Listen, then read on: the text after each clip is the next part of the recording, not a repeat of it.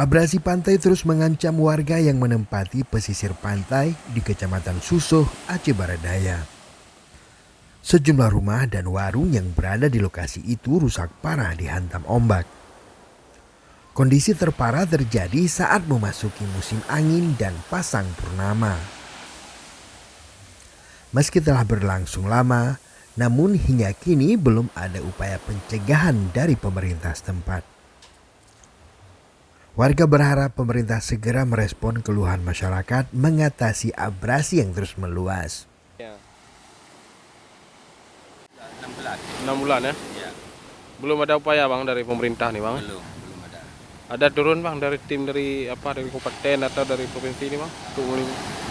Kalau setahu kita nggak nampak, kita lihat dulu. Belum ada ya? Belum ada yang.